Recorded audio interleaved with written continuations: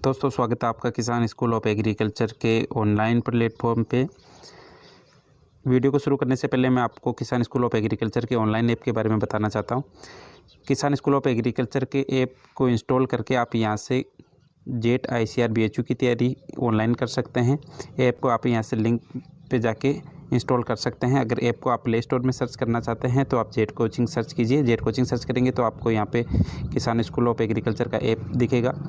App के ऊपर आप यहाँ पे क्लिक कीजिए। क्लिक करने के बाद में आपको यहाँ पे इंस्टॉलेशन के बटन पे क्लिक करना है। इंस्टॉलेशन के बटन पे जैसे आपने क्लिक करेंगे तो ऐप आपका यहाँ से इंस्टॉल होगा। ऐप को इंस्टॉल करने के बाद में आप यहाँ से जेट ICAR BHU का कोर्स ऑनलाइन परचेज कर सकते हैं। या स्टोर में आपको कंप्लीट कोर्सेज दिखेंगे। जो कोर्स आप लेना चाहते हैं वो कोर्स आप ले सकते हैं। ऐप का लिंक आपको डिस्क्रिप्शन में दिया हुआ है, वहाँ से जाके आप ऐप को इंस्टॉल कर सकते हैं। ऐप को अपने दोस्तों के साथ में शेयर करके आप पैसा भी कमा सकते हैं। चलिए दोस्तों वीडियो को शुरू करते हैं। हेलो दोस्तों, किसान स्कूल ऑफ एग्रीकल्चर के ऑनलाइन प्लेटफॉर्म पे आपका हार्दिक अभिनंदन है। मैं Sanjay Natwadia, faculty of chemistry. तो अपन बात करते हैं चुंबकीय गुणों की।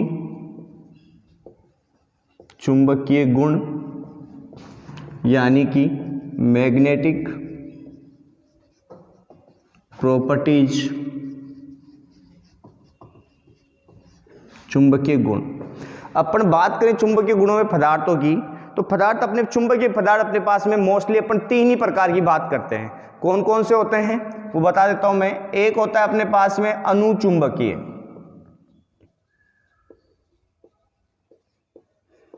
जिनको कहा जाता है पैरामैग्नेटिक। एक होते हैं अपने पास में प्रतिचुंबकीय, जिन्हें कहा जाता है डायामैग्नेटिक।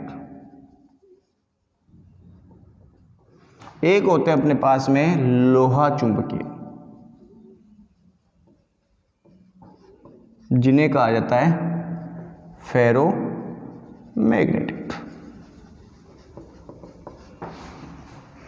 तो अपने पास में मोस्टली पर तीन ही प्रकार की चुंबकीय पदार्थों की बात करेंगे। एक होंगे अपने पास में अनुचुंबकीय, जिन्हें क्या कहा जाता है पैरामैग्नेटिक।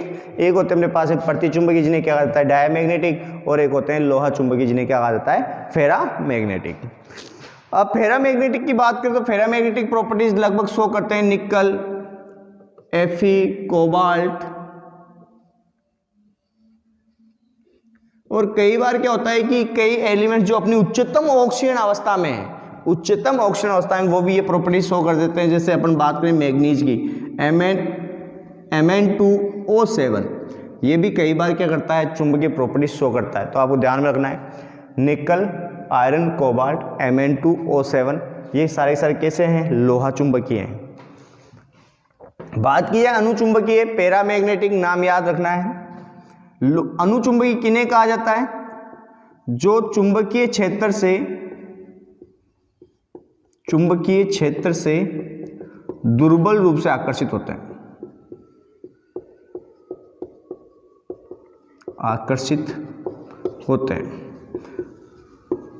उन्हें क्या कहा जाता है, अनुचुंबकीय कहा जाता है। क्या कहा जाता है, अनुचुंबकीय। एक और बात है, इनमें चुंबकत्व अस्थायी होता है। कैसा पाया जाता है, अस्थायी।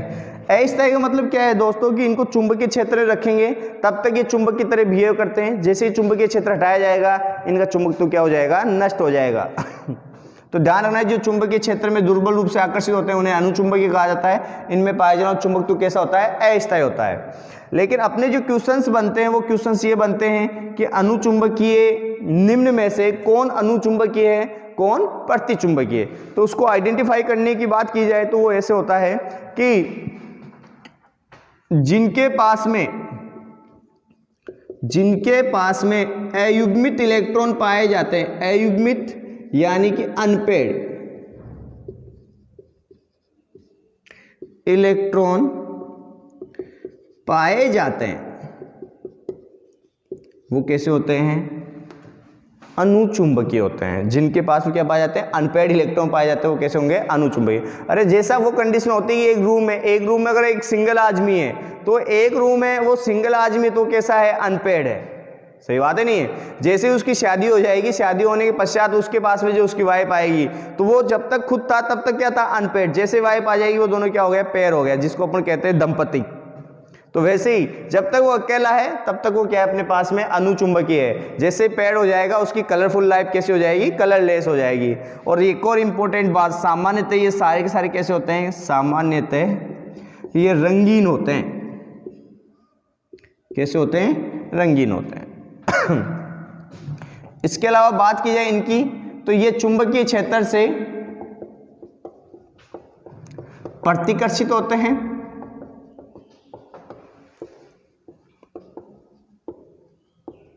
क्या होते हैं, प्रतिकर्षित होते हैं। चुंबकीय क्षेत्र से क्या हो जाएंगे, प्रतिकर्षित। और दूसरी बात की जाए तो युग्मित इलेक्ट्रॉन युक्त स्पीशीज कैसी होती है, कैसी होगी, प्रतिचुंबकीय होगी। यानी जिनके पास में सारे के सारे इलेक्ट्रॉन कैसे हो जाएं, युग्मित हो जाएं, चाहे वो आयन हो चाहे वो सामान्य एलिमेंट हो, युग्मित इलेक्ट्रॉन पाए जाएंगे। उसके पास में सारे के सारे कैसे इलेक्ट्रॉन होंगे, युग्मित इलेक्ट्रॉन होंगे। तो वो कैसा होगा, प्रतिचुंबकीय होगा। जैसे उदाहरण की बात करें अपन, जिंक। इस जिंक हमेशा कैसा होता है, प्रतिचुंबकीय होता है। ये चुंबकीय क्षेत्र से क्या होता है, प्रतिकर्षित होता है। ये क्या होता है कि इनमें एक चीज याद रख लेना, ये प्रबल रूप से आकर्षित होते हैं चुंबकीय क्षेत्र से। प्रबल आकर्षण होता है किसके प्रति, चुंबकीय क्षेत्र के प्रति प्रबल आकर्षण पाया जाता है। और दूसरी बात, इनमें स्थायी चुंबकत्व होता है। स्थायी चुंबकत्व कैसे, कि एक बार किसी लोहा चुंबकीय पदार्थ है, उसको प्रबल चुंबकीय क्षेत्र में रखा जाता है। रखने के पश्चात कुछ समय के लिए उसको चुंबकीय क्षेत्र में रहने दो, फिर वापस से अगर अपन चुंबकीय क्षेत्र हटा भी लेते हैं तो स्वयं किसकी तरह बिहेव करने लग जाता है, चुंबक की तरह बिहेव करने लग जाता है। तो इनको क्या कहा जाता है, लोहा चुंबकीय पदार्थ कहा जाता है। तो अपने पास में 3 पदार्थ आए, अनुचुंबकीय, प्रतिचुंबकीय और एक आगे लोहा चुंबकीय। जिनके पास में एक भी अयुग्मित इलेक्ट्रॉन होगा वो कैसा होगा, अनुचुंबकीय। जिसके पास में सभी युग्मित इलेक्ट्रॉन पाए जाएंगे तो कैसा हो जाएगा, प्रतिचुंबकीय। फिर बाद में आ जाता है अपने पास में कौन सा, लोहा चुंबकीय। अब बात करते हैं अपन आगे चुंबकीय पदार्थों के पश्चात अपन बात आती है चुंबकीय आघूर्ण की। इसमें से पहले हर साल एक क्वेश्चन आता था। 2019 सिलेबस चेंज होने के पश्चात क्वेश्चंस बनने की संभावनाएं तो है बट कम हो गई। अब पहले क्या होता था कि 2019 से पहले हर साल का आप पेपर उठा के देखना, इससे एक क्वेश्चंस आता ही आता था। एवरी ईयर्स 1 क्वेश्चंस पुटअप होता था अपने जेट के अंदर। आईसीआर बीएचयू की बात की जाए तो उसमें हर साल भी क्वेश्चन आता है, कई बार 1-2 साल के पश्चात भी यहाँ से क्वेश्चन देखा जा सकता है। तो बात करें अब चुंबकीय गुणों में, अपने पास में नेक्स्ट टॉपिक आता है चुंबकीय आघूर्ण, जिसे बोला जाता है मैग्नेटिक मूवमेंट।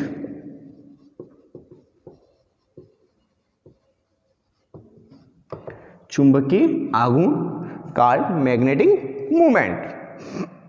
तो चुंबकीय आघूर्ण की बात करें तो इसको रिप्रेजेंट किया जाता है, इसको दर्शाया जाता है किसके द्वारा, म्यू के द्वारा। किसके द्वारा रिप्रेजेंट किया जाता है, इसको म्यू के द्वारा रिप्रेजेंट किया जाता है। और इसका जो फॉर्मूला होता है वो होता है म्यू इजिकल टू √n कोष्टक n+2 और इसकी इकाई होती है अपने पास में bm।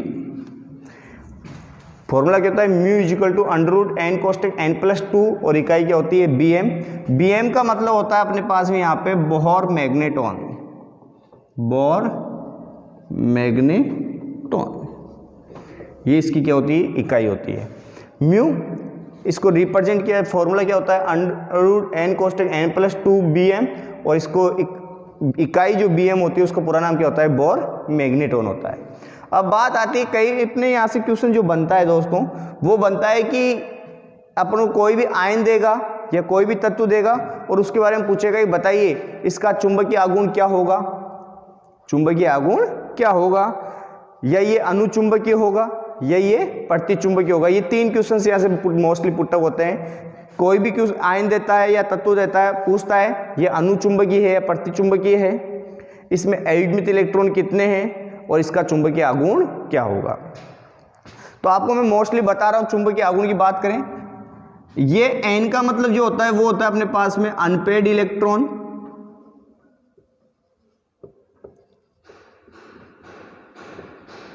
एन का मतलब क्या होता है दोस्तों, अनपेड इलेक्ट्रॉन। तो मैं यहाँ एन की बात करें, अपने पास में एन दिया होगा और साथ में क्या दिया होगा, म्यू, किस में दिया होगा, बी एन में। जैसे अपने पास में अगर इसका मान एन का मान 1 आता है तो एन का मान 1 आने पर अपने पास में यहाँ 1 रखेंगे, पुटअप करेंगे। जैसे इधर मैं सोल्व कर लेता हूँ, अपने पास में एन का मान कितना आ गया, 1 आ गया, तो मैंने यहाँ 1 रखा प्लस एन, यहाँ पर भी मैंने क्या रखा, 1 रखा प्लस यहाँ पे क्या रखा 2, तो ये कितना हो गया, 3 हो गया। 3 को 1 से मल्टीप्लाई किया है, क्या आना है, √3 आना है, अरे हाँ है ना, और √3 आना है। तो इसको मैं अगर सोल्व भी करूंगा, आगे अंडर भी हटाऊंगा तो क्या हो जाएगी, मेरे पास वैल्यू 1.73 BM आती है। हाँ, दशमलव के पश्चात 1 डिजिट के पश्चात, दशमलव के बाद 1 डिजिट के पश्चात इसमें एरर्स पाए जाते हैं। एक फिजिक्स टॉपिक है एरर्स, उसके अंदर इसको बताया जाता है कि इसके अंदर 1.73 लिखा है, कई बार 1.72 भी लिखा हुआ मिल जाता है, ये कोई इश्यू वाली बात नहीं है। यहाँ n का मान 2 रखते हैं तो यहाँ पे अपने पास वैल्यू क्या आ जाएगी, देखो 2 रखा, 2 यहाँ आ गया, तो 2 + 2 कितना हो गया, 4, और 4 का 2 से मल्टीप्लाई किया कितना आ गया, 8 आ गया। और 8 को आप सोल्व करोगे, देखो कई बार एग्रीकल्चर के बच्चे उनको तो इश्यू करेक्ट हो जाता है कि सर अंडर हमें सोल्व करना नहीं आता है, कोई दिक्कत वाली बात नहीं है। हल्की से आप डिजिट को कन्वर्ट कर लो कि मैं इसमें 1 डिजिट बढ़ाऊं तो लगभग कितने के पास पहुंच जाता है, 9 के पास में, और √9 है तो उसकी वैल्यू कितनी हो जाएगी, 3। यहाँ 8 है तो 3 से क्या होगी, कम होगी। ऐसा ऑप्शन एक ही होगा अपने पास में, तो उस चीज़ का आप लोगों को ध्यान रखना है। तो अपने पास में इसकी वैल्यू क्या हो जाती है, अपने पास में 2.83 लिख देता हूँ। 85 भी लिखा हुआ मिलता है, कई बार 81 भी लिखा हुआ मिलता है, नो इश्यू। आगे आता है n की वैल्यू 3। देखो यहाँ सोल्व करो, 3 + 2 यानी कितना हो गया, 5, 5 × 15, ये भी 16 के आसपास है, लगभग यहाँ वैल्यू आ जाती है 3.87 आ जाएगी BM। फिर मैंने n की वैल्यू अपने पास 4 आ गई, ये 4 पुटअप किया, यहाँ पे कितना आ गया, 24 आ गया, यानी अपने पास में यहाँ वैल्यू आ गई कितनी, 4.92 BM आ गई। ऐसे 5 रखा तो मेरे पास में क्या आ गया, 35 आ जाएगा। सोल्व करूँगा कितना आ जाएगा, 5.95 मान लेते हैं BM। और 6 रखने, 6 पुटअप करने पे कितना आ जाता है मेरे पास में, 48 आ जाता है।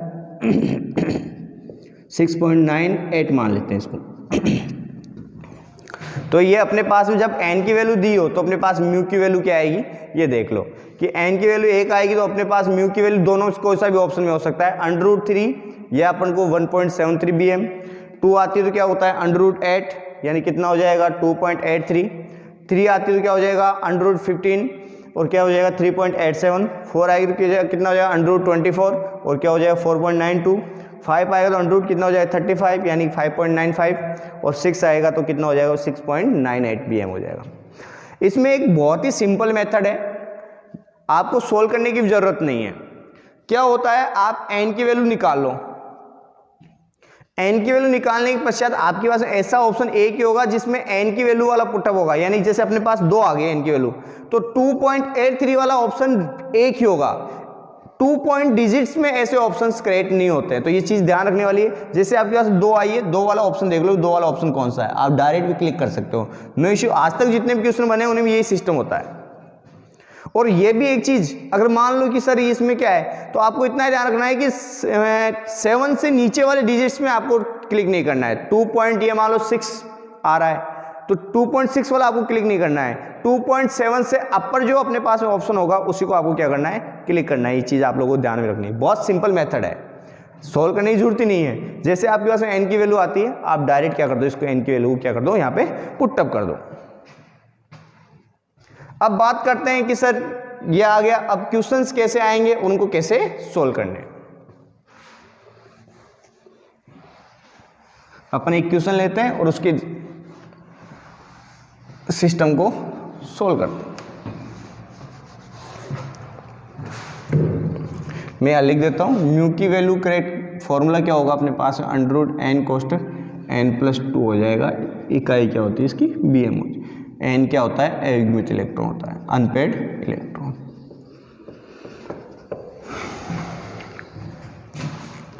बात आगे जैसे फिर क्वेश्चन आ गया कि Fe3 के लिए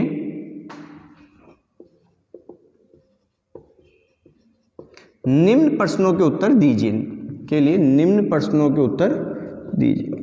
जैसे अपन ले लेते हैं, पहला आगे इसमें अयुग्मित इलेक्ट्रॉनों की संख्या, अयुग्मित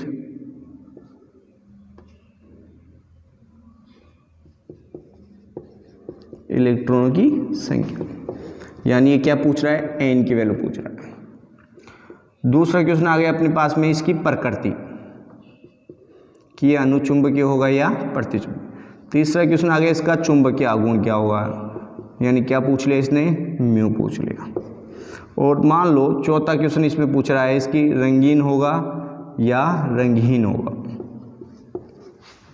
ये अपने पास में यहाँ से 4 क्वेश्चंस क्या करता है, ये पुटअप कर रहा है। मान लो जैसे किसके लिए पूछा है, Fe3+ के लिए पूछा है, तो इसका सॉल्यूशन मेथड देखो कि अपन को सोल्व कैसे करना है, इंपॉर्टेंट चीज है। Fe3+ के लिए पूछा है, जिस भी आयन के लिए पूछ रहा है या एलिमेंट के लिए पूछ रहा है, आप उसको उदासीन अवस्था में लिख दो। क्या लिखा, Fe+3 के लिए पूछ रहा था, अपन ने क्या लिख दिया, Fe पुटअप कर दिया कि Fe। अब इसकी उदासीन अवस्था में इसका क्या लिख दो, इलेक्ट्रॉनिक विन्यास। Fe है, इसका परमाणु क्रमांक कितना होता है, 26 होता है। तो 26 होता है तो इसका इलेक्ट्रॉन विन्यास क्या हो जाएगा, 3d6 4s2 हो जाएगा।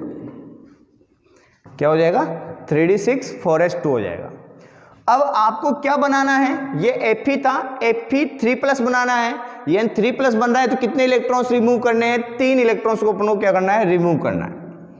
How many electrons are remove, 3 electrons. इसमें अपन को देखो इलेक्ट्रॉन निकालने का जो मेथड होता है, इलेक्ट्रॉन निकालना, कि सर इलेक्ट्रॉन कहां से निकालें। कई बच्चे इलेक्ट्रॉन निकाल देते हैं डी से, कई बच्चे एस से निकालते हैं। इलेक्ट्रॉन निकालना कौन से कक्षक से है, तो वो बता देता हूं। सबसे पहले इलेक्ट्रॉन निकालना होता है अपन को किससे, एस से, यानी एस कक्षक से। उसके बाद में इलेक्ट्रॉन कहां से निकलेगा, n-1d से। सबसे इंपॉर्टेंट चीज यही है, जिसको इलेक्ट्रॉन निकालना आ गया उसको इजी वे में ये क्वेश्चन क्या हो जाएगा, सोल्व हो जाएगा। क्योंकि अगर आपने डी से निकाल दिया तो अपना आंसर गलत आ जाएगा, क्योंकि सबसे पहले इलेक्ट्रॉन कहां से निकलता है, एस से। बाह्यतम कोष कौन है, डी ब्लॉक का बाह्यतम कोष कौन है, डी ब्लॉक एलिमेंट्स में बाह्यतम कोष होता है एस। तो ये ध्यान रखना है, सबसे पहले इलेक्ट्रॉन कहां से निकलेगा, एस से। उसके बाद में इलेक्ट्रॉन कहां से निकलेगा, डी से। कितने इलेक्ट्रॉन निकालने, 3। 2 इलेक्ट्रॉन निकाल दिए मैंने कहां से, एस से, यानी इसमें 0 हो गया। इसमें 2 निकल गए, एक और इलेक्ट्रॉन निकालना है, वो कहां से निकाला मैंने, डी से निकाल दिया। अब देखो अपने पास में क्या बन गया, Fe3+ बन गया। मेरे पास यहां विन्यास लिखो, ये क्या हुआ, 3d, एक इलेक्ट्रॉन निकाल दिया, 6 थे, कितने बचे, 5, और 4s में क्या हो गया, 0। तो इसकी कहानी तो हो गई खत्म। अपने पास क्या बचा, 3d5 बच गया। 3d5 बच गया। आप क्या करो, डी कक्षक बनाओ। डी कक्षक कितने होते हैं अपने पास में, 5 ही होते हैं। 1 2 3 4 और ये क्या हो गया, 5 हो गया। इसमें इलेक्ट्रॉन्स पुटअप करो। अपन को हुन्स नियम फॉलो करना है। हुन्स नियम यानी जब तक अपन इलेक्ट्रॉनों का युग्मन नहीं करेंगे तब तक प्रत्येक कक्षक में एक एक इलेक्ट्रॉन नहीं आ जाएगा। यानी सभी कक्षकों में अयुग्मित इलेक्ट्रॉन आ जाने के पश्चात ही अपने इलेक्ट्रॉन क्या करते हैं, युग्मन करते हैं। क्या हो गया, 5 है, 1 2 3 4 5 इलेक्ट्रॉन भर दिए। ये एक कमरा है, एक कमरे में कितना इलेक्ट्रॉन है, एक ही है। अगर दूसरा इलेक्ट्रॉन आ जाता तो ये क्या हो जाता, पेयर हो जाता, तो n की वैल्यू क्या हो जाती, इसका कमरा के लिए 0 हो जाती। सही बात है नहीं। तो यहां पे एक कमरा है, इसके लिए n का वैल्यू कितना है, 1 है, क्योंकि एक इलेक्ट्रॉन। तो कितने हो गए टोटल कमरे अपने पास में, 5 है। पांचों में एक एक इलेक्ट्रॉन है, यानी अपने पास में पहले क्वेश्चन का आंसर आ गया, n की वैल्यू कितनी आ गई, 5। यानी अनपेड इलेक्ट्रॉन कितने आ गए, 5 आ गए। 5 आ गए। क्या इसके पास में n है, सीधी सी सिंपल सी कहानी, n है तो इसका मतलब ये क्या है, अनुचुंबकीय है। अगर n की वैल्यू 0 है तो क्या होगा, प्रतिचुंबकीय होगा। मैं यहां और लिख देता हूं, अगर n बराबर 0 है तो मतलब ये क्या है, प्रतिचुंबकीय, डायमैग्नेटिक। क्लियर सी बात है।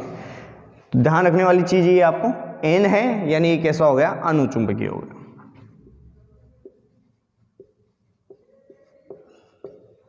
तीसरा क्वेश्चन क्या था, चुंबकीय आघूर्ण म्यू। म्यू का फॉर्मूला क्या था अपने पास में, √n कोष्टक n प्लस 2 bm था। अपने पास n कितना आ गया, 5 आ गया। जब आप इस क्वेश्चन में 5 की वैल्यू पुटअप करोगे, 5 प्लस 2 यानी कितना हो गया 7, 7 5 35 यानी क्या हो सकता है, √35 हो सकता है। या मैंने 35 को सोल्व करके बताया था कितना हो सकता है, 5.95 क्या लिख सकते हैं अपन, bm लिख सकते हैं। बताओ किसी को इश्यू इसमें। आगे बात आती है अपने पास में, नेक्स्ट पॉइंट की बात आती है, रंगीन है या रंगीन है। देखो मोस्टली ये कहा जाता है जिसके पास में युग्मित इलेक्ट्रॉन है वो कैसा होगा, कलरफुल होगा। कैसा होगा, कलरफुल। अरे अकेले बंदे की जिंदगी बड़ी रंगीन होती है, जब भी उसका युग्मन हो जाता है, दंपति जब बनता है वो, तो उसकी जिंदगी रंगहीन हो सकती है। मैं नहीं कह रहा हो जाएगी भैया, रंगहीन हो सकती है ना, तो ये ध्यान रखना है। तो ये चीज अपने पास में कैसा होगा, रंगीन होगा। कैसा होगा, रंगीन होगा। तो ये चीज आ गई अपने पास में। बात करें थे अपन चुंबकीय गुणों की, अपने पास चुंबकीय पदार्थ 3 थे। एक था अपने पास में अनुचुंबकीय, एक था प्रतिचुंबकीय था, एक था लोहा चुंबकीय।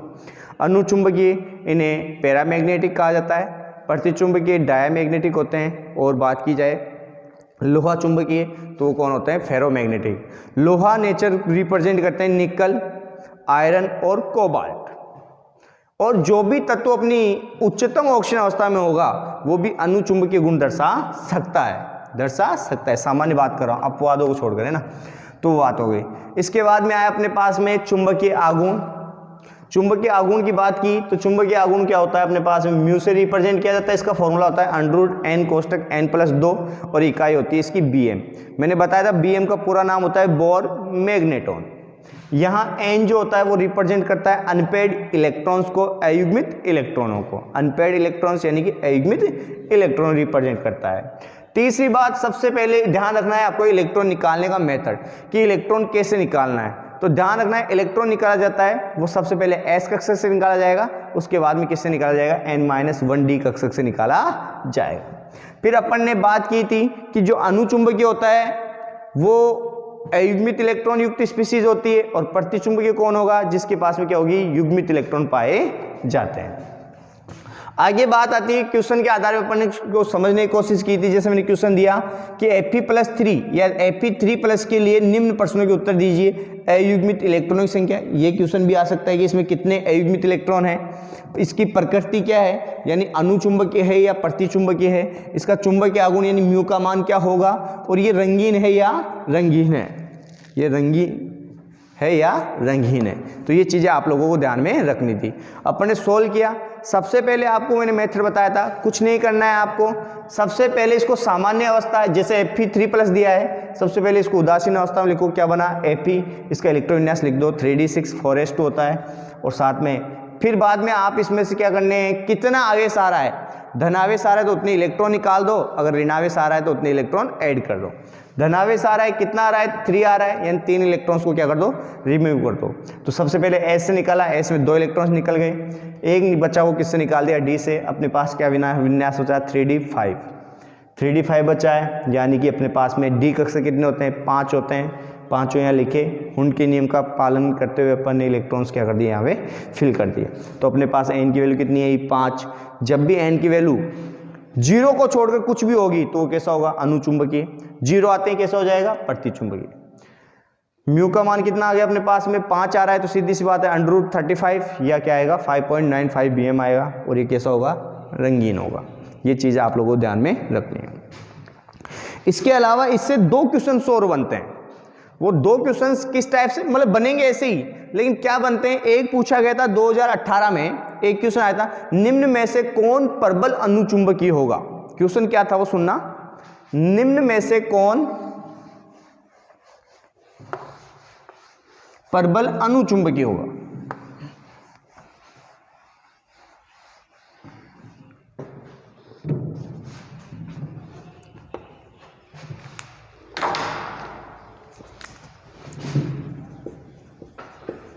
निम्न में से कौन प्रबल अनुचुंबकीय होगा।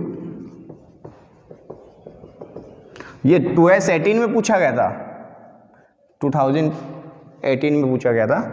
निम्न में से कौन प्रबल अनुचुंबकीय, जैसे ऑप्शन दे दिए अपन को, एक दे दिया क्रोमियम 2+ दे दिया मान लो, एक दे दिया अपन को Fe2+ दे दिया, एक दे दिया अपन को Mn2+, और एक दे दिया मान लो अपन को Cr, या ये मैं Fe3+ ले लेता हूँ और एक ले लिया अपन ने क्रोमियम, केवल क्रोमियम।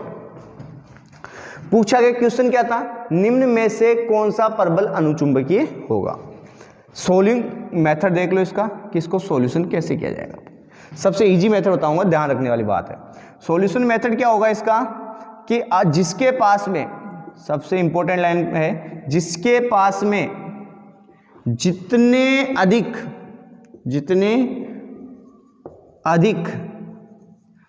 अयुग्मित इलेक्ट्रॉन होंगे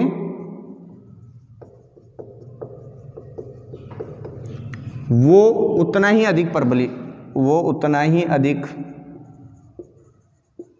प्रबल होगा। ये चीज आप लोगों को ध्यान में रखनी है। जैसे अपन ने बात करें, सोल्व कर लो, Cr2+ दिया तो Cr2+ को मैंने क्या कहा था, Cr लिख लो। विन्यास क्या होता है इसका 3d5 6, वो 3d5 4s1 होता है। 2 इलेक्ट्रॉन्स रिमूव करने हैं, 1 electron remove s, 1 electron remove d, क्या बचा 3d4 बच गया। दूसरा था अपने पास में क्या, Fe3+ था, इसको Fe लिखा। Fe का विन्यास क्या होता है 3d6 4s2 होता है। 3 इलेक्ट्रॉन्स रिमूव करने, 2 गए अपने s से, 1 गया किससे d से, अपने पास क्या बचा 3d5 बच गया। ऐसे अपने पास में थर्ड ऑप्शन है Mn2+, तो इसको Mn उदासीन अवस्था में लिखो। विन्यास क्या होता है 3d5 4s2 होता है। 2 इलेक्ट्रॉन्स रिमूव करने हैं, दोनों इलेक्ट्रॉन्स किससे निकाल दिए Mn से, तो अपने पास विन्यास क्या बचा 3d5 बच गया। ऐसे अपने पास में क्या था Cr, विन्यास क्या होता है 3d5 4s1, जैसा है वैसा ही रहने दो। अब आपको एक सिंपल सा मेथड बताता हूं मैं, जो आप लोगों को ध्यान में रखना है। अपने पास d कक्षक कितने होते हैं 5 होते हैं, तो जब तक 5 इलेक्ट्रॉन आ रहे हैं तब तक आपके पास सबके सब इलेक्ट्रॉन कैसे होंगे अयुग्मित होंगे। सारे के सारे इलेक्ट्रॉन कैसे होंगे अयुग्मित। लेकिन जैसे ही 5 से अधिक इलेक्ट्रॉन आते हैं तो बेझिझक, आप जैसे ही 5 से अधिक इलेक्ट्रॉन आते हैं तो बेझिझक क्या करना है आपको, 10 में से उन इलेक्ट्रॉन्स को क्या करना है माइनस करना है। तो आपके पास में किसकी वैल्यू आ जाएगी n की वैल्यू आ जाएगी। जैसे 3d4 आ रहा है तो n की वैल्यू कितनी आ गई 4, क्या आ रहा है 3d5 आ रहा है तो n की वैल्यू कितनी आ गई 5, कितना आ रहा है यहाँ पर भी 5 ही आ रहा है। यहाँ क्या है कि s भी हाफ फुल फील्ड है, यानी आधा भरा हुआ है, यानी 1 इलेक्ट्रॉन उसमें भी है, और d में कितने इलेक्ट्रॉन है 5, तो d में 5 इलेक्ट्रॉन है, 1 2 3 4 और 5, और 1 इलेक्ट्रॉन कहाँ है s में है, तो n का मान कितना हो गया भाई 6 हो गया। सबसे ज्यादा n का मान किस में आ रहा है क्रोमियम में, तो सर्वाधिक या प्रबल अनुचुंबकीय कौन होगा क्रोमियम होगा। एक क्वेश्चन ऐसा बन सकता है, ये आप लोगों को ध्यान में रखना है। आगे बात करें अपन नेक्स्ट, तो एक क्वेश्चन और पुटअप होता है यहाँ से। वो क्वेश्चन क्या होता है दोस्तों अपने पास में कि कई बार अपन को कोई यौगिक देता है और यौगिक देकर पूछता है कि अनुचुंबकीय है या प्रतिचुंबकीय है।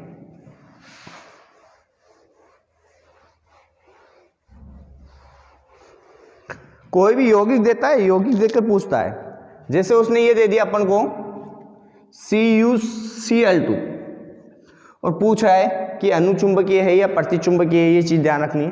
तो आप कुछ मत करो, यहाँ जो अपने पास में केंद्रीय धातु है या जो मेटल है उसकी ऑक्सीजन अवस्था निकालो। यहाँ क्रोमियम वो कॉपर की ऑक्सीजन अवस्था क्या आएगी, यहाँ से जब इसको तोड़ोगे तो तोड़ने पे अपने पास में ये यहाँ चला जाएगा, इसका विन्यास यहाँ जो संख्या है वो चली जाती है। तो क्या होगा अपने पास में कि Cu, क्योंकि यहाँ क्लोरीन -1 है, तो क्लोरीन -1 हो है तो सीधी सी बात है कितने क्लोरीन जुड़े हुए हैं 2 क्लोरीन। जब एक क्लोरीन की -1 है तो 2 की कितनी हो जाएगी -2, तो इस पे क्या आएगी प्लस की 2 आएगी +2 आ गया। अब वही मेथड अप्लाई करना है। सबसे पहले उदासीन अवस्था में लिखो, इसका इलेक्ट्रॉन विन्यास लिखो, 3d10 4s1 होता है। क्या करना है 2 इलेक्ट्रॉन निकालने हैं, तो एक तो गया किससे s से, एक गया किससे d से, तो अपने पास क्या हो गया कॉपर 2+, क्या विन्यास बना 3d9। बन गया। अभी मैंने आपको क्या कहा था कि अपने पास में जब भी 5 से अधिक इलेक्ट्रॉन आते हैं तो आप कुछ भी मत करो, 10 में से उनको इलेक्ट्रॉन क्या कर दो, माइनस कर दो।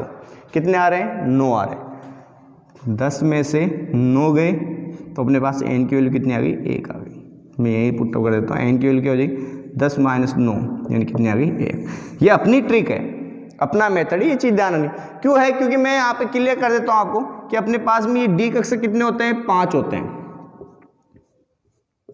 आप इलेक्ट्रॉन भरना स्टार्ट करेंगे, 1 2 3 4 5, तो 5 तक सारे अयुग्मित हैं। अब देखो कितने इलेक्ट्रॉन भरने हैं, 9, तो 5 के बाद में कितने भरेंगे, 6 7 8 और ये 9। अब 1 इलेक्ट्रॉन तो इसके पास में अयुग्मित बचा है ना दोस्तों, कितना इलेक्ट्रॉन, 1 इलेक्ट्रॉन ही बचा है। ऐसी कंडीशन है आपके पास, मान लो 8 आते हैं सपोज, तो आप 8 यानी 10 में से 8 के कितने बच गए, 2। ये देखो ये 8 इलेक्ट्रॉन आते हैं, 2 बच रहे हैं। अरे हाँ है ना, तो ये चीज़ आप लोगों को ध्यान रखनी है। इसके पास में एन की वैल्यू 1 आ रही है, मतलब ये कैसा है, अनुचुंबकीय। कैसा हो गया, अनुचुंबकीय। तो दोस्तों ये थी अपने पास में चुंबकीय गुणों, ये चुंबकीय प्रॉपर्टीज, जिनके अपन ने क्या कर लिए, बातचीत कर लिए। तो ये चुंबकीय प्रॉपर्टीज हो गई है।